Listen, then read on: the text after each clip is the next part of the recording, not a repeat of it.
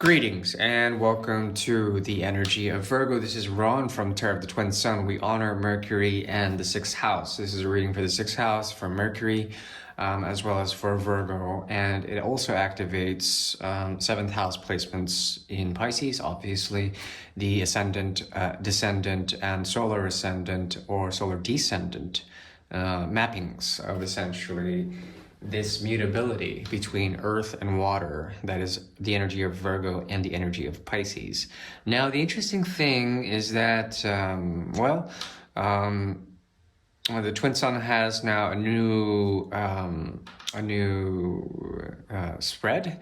It's known as the quantum triangle, and it uses the field of quantum, the quantum field, and a sort of phase relationship to create a reading that is sort of like a vibration between past and future, and different past, different future. And then there's a mode of ascension, apotheosis, which is basically making the mortal or the material realm ascend in some sort of sublimation. And that's the cosmic triangle, the quantum triangle that we're going to be working with for this month. Sorry for any delay. I'm going to try to upload this as fast as possible. I've been very busy with multiple projects, but I will get straight into it for the month of June 2023, and we're going to start with a bit of karma for the energy of Virgo. Thank you for tuning in.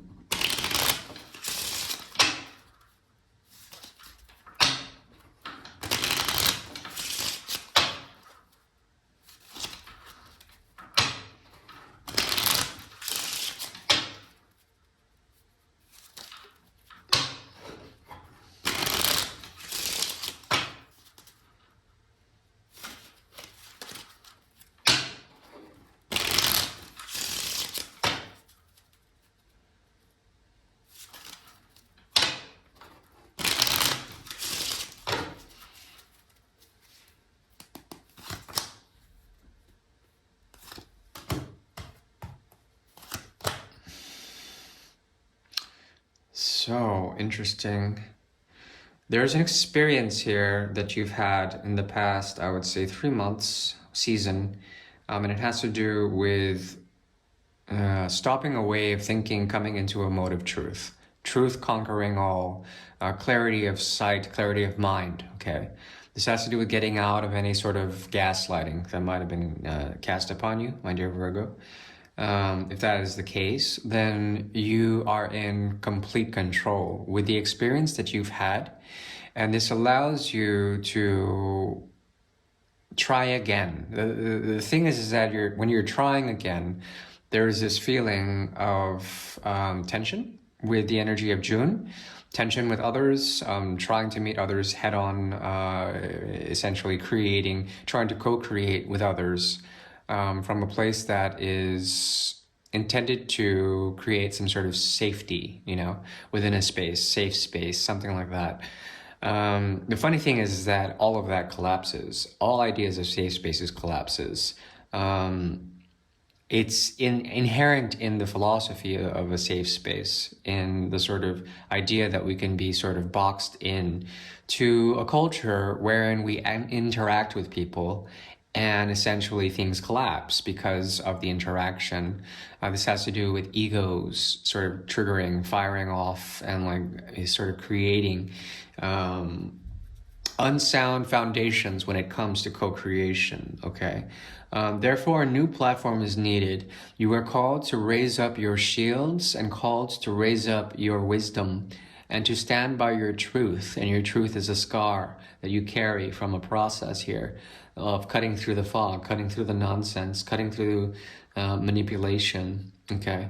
The funny thing is that other people are trying to do this with you. It's just difficult. And this has to do with essentially a foundation of some sort. Having the right foundation, the foundation not being good enough to sustain something in terms of this. This is an experience you're having. It kind of it's kind of a mind, a migraine, something minor, something that's like an allergic reaction, but it leaves a scar, and essentially this is your experience. What I see is a rising into power of really truly maintaining your sense of purity, your sense of grace, your sense of stability in your own actions and becoming a master of your reality. What this leads to essentially is a way to understand the motivations of others by studying your own truth, your own voice, your own way of thinking, your own truth, and how essentially it's proving this theory. I mean, basically the idea of safety and isolation, or like co-creating with others for the reasons of having, some sort of foundational clarity. It's very much like, seismology. It's the study of sound waves. Look, you have to wait for the right resonant form to come about when it comes to working with others, so that there is harmony with those others, so that you can create those forms on a resonant level. Meaning that the instruments that you're trying to create right now are sort of in a prototype mode. And if you really take the time, then you will notice how much you've been working so hard on the wrong thing. Perhaps this is your lesson. Perhaps this is an experience of yours. Stability is coming, but there also is a need to learn from the past to gain that stability. And it's in that retrospect that you can understand how you've been manipulated in certain ways to produce a certain effect, to build on a foundation that was not of mutual respect or level standing with others. Meaning that the very social nature that you're dealing with in certain situations or relationships or anything like that is coming to head with others. And there sort of is like an ego death in terms of we're trying to relate with these others to build something, to be harmonious with them, but then not being able to be musical with them, to sort of jive with them, to sort of improvise with them. There is difficulty in that. But I see here stability in your own projects, your own ability to create and manifest realities and weave them into a way of thinking so that you can look back and see what has been contributed here. The interesting is that it allows for you to restructure what you've been through in hindsight while you're at a stable place. So this is a very good reading. There also is something on the horizon. It has to do with retracing steps to get to what I would call interesting. What has constituted deception in the past. You've been able to avoid it in a way. You've been very crafty in what you've been doing, and it helps you to sort of listen to your intuition primarily. Your intuition is your guide when it comes to nonsense coming from others. This has been a theme. Relationships are really difficult these days, and I think it's just a theme that I've been seeing. Corruption in terms of gifts, gift giving with strings attached, trauma dumping, people just dumping their shit on you. This is quite normal. Maintain your stability, and note when things are awry, when emotions are not yours, when people dump that onto you and you have to deal with it. Stay true to your experience. Know that there are lessons there, and it has to do with foundational work. Okay, this has to do with really treating Mother Nature correctly and society correctly so that it generates a sense of civility. Okay, and I think that's one thing that you are intuitively seeking out in June.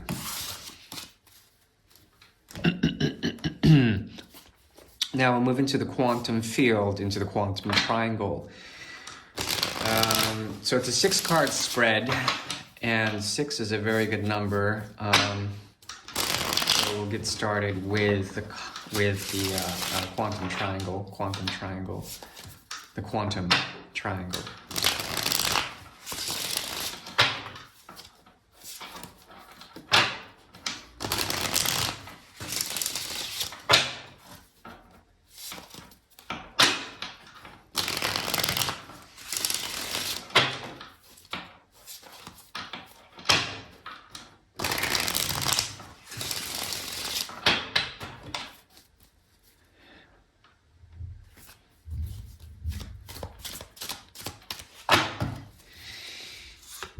So when it comes to ascension,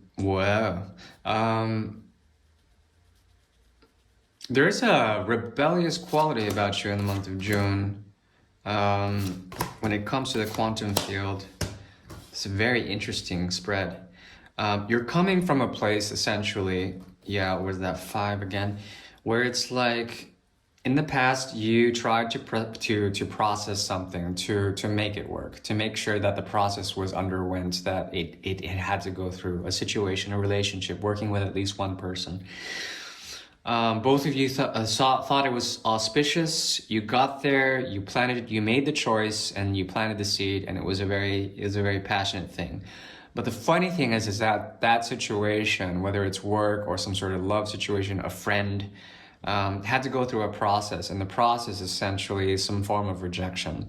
I think Virgo in this case was not allowing a type of gift to be given. This has to do with the idea that both of you could be contained somewhere, that you were going to be safe somewhere, that you're going to be in a safe place somewhere. Yeah, and perhaps you had to realize through friends that there was something deeper about this connection, wherein there was a sense that it wasn't necessary. It wasn't necessary. It could have just stayed as like a passing thing. It could have been just a friendship. It could have been just a work situation. It could have just worked out that way. I mean, like, I think there was a level of contentment to the point where it was like, you know, your offer it's kind of void. There's nothing in it that I need. At the same time, it was kind of a gift. It's something that worked on an old paradigm, something that you've been waiting for in terms of its process. It's kind of like waiting for an old type of romance like that, and it trying to work out. But then someone was bored. Someone was bored with that. Someone was bored with that. Through the process comes boredom, comes like stagnation, or comes like someone who just did not need much in it. Now, the interesting thing is that what emerges in the present moment, at least in terms of quantum, okay, is a combination of innocence, and it's like a surprising innocence. It's like something new, but something that is untouched. Something that is very new. There's a birthing sequence here that has to do with the affliction that has been cast upon Taurus. Taurus has been going through a lot in terms of its North Node placement, I believe. There's a lot of sensuality going on, a lot of overstimulus, and you can rise up in this chaos. There is a sense of a descending Venus, the morning star, particularly being very auspicious here. So as the Venus star approaches the ecliptic, or perhaps even the ascendant, closer to the horizon, it is more auspicious for you in this month, meaning that there's something about the light of Venus and the chaos that's occurring in terms of Venus's relation to Taurus in the North Node, and any sort of, you know, squares or conjunctions that is occurring this month, blah, blah, blah. All of that can point to some sort of new sensuality, something that is stimulating to the mind, and it will help you to surprise yourself in some sort of way. You won't choose this, especially when it comes to a career or anything you identify with, like a calling. You're not going to choose this, but it will somehow choose you. This requires you actually to interact a lot with the internet, with internet connectivity, with embracing the chaos and the wave of technology and information systems there. The more you do this, something will surprise you and it will choose you. Now, I don't know if you want to be chosen, and I don't know if you want to go through the chaos, but there's some luck in the instability right now. The more unstable you are, the more you embrace the mercurial mind to sift through the information, the sea of information, you may find something surprising there. And it might be a type of calling as opposed to a 9 to 5, as opposed to some sort of mundane relationship. The funny thing is that it requires a lot of reception. Whatever you're using in terms of technology, you're going to have a clean line and a receptive quality in terms of information's coming in the receptive quality, meaning that Taurus, the sort of femininity of Taurus is required, the slowness of Taurus is required in terms of processing this information, or the connection, or any sort of relationship, or even a triadic relationship where you're involved with two people, to process that and to receive as opposed to give. Okay, it's like not giving a shit. And the more you do that, the more innocent it becomes, and there's an innocence in this type of connection. Hopefully that resonates with someone, because I find it fascinating. In the future, you step back from that. You go from the Three of Pentacles to the Two of Pentacles.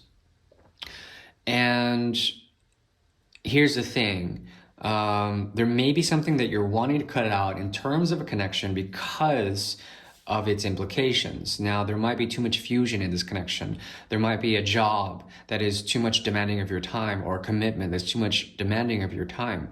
But the minds are fused, and there's something written about it. It seems fated. It seems like it's already been written. But you might learn something about that. There might be something artificial about it. You might get out a pair of scissors and try to cut it out, but you might find that you've lost the scissors while running somewhere. The idea here is to find stability, find a sense of grounding, see if there is a huge sort of overcommitment or a promise that you can't keep. The funny thing is as soon as you try to cut that script or cut it out in some sort of way, it becomes very difficult to do that. You have to wait until the processing of a full moon cycle in order to, in the future, sort of negotiate this type of connection, because it's very intense and it requires, it's like beyond crisis, a definitive point, a choice. The thing is that choice is like burying a thought. It's like trying to get rid of a truth that you may happen to subscribe to. Or perhaps not. I mean, really, it depends on the nature of the crisis. It's either going to be beyond crisis or way before it. And you have to pay attention to what's being written. There's a lot that's being written for Virgo in the future, and text, as well as lines of code, anything that is algorithmic, anything that is tied to the process of alchemy, to the process of really trying to find gold. You have to make sure what's real gold and what's fool's gold in terms of this synthesis and alchemy in the near future. In terms of advice for this month, look to 6, 7, 8, 9, 10, 11, 12, 1, 2, 3, 4, 5. Look to mystical connections. Look to shadow work, how people deal with their shadows when it comes to meeting mystical people or learning about mystical people, okay? Mystical is not an easy word to define, but usually it involves some type of mythos as well as some type of sublimation. I'm talking here about the greats, the great ascended masters. Anyone who would ring a bell would be Babaji, for one, Mahavatar Babaji. Merlin, even. People who have sublimated from the material realm into the etheric, like Udan, from the Old Norse mythology, for example, who sacrificed one eye to gain prophecy. And that's that. When it comes to situations or relations to others, pay attention to their shadows. How they manage their shadows. It's very important because there's an ending there. For some reason, there's an ending in that type of situation. Ending, but also they are a mystical person, and there's a martyrdom or an ending motif to them. They want to end something. They want to be martyred. They want to be noticed for their shadow, something like this. Okay, that's the very best I can do. Ciao.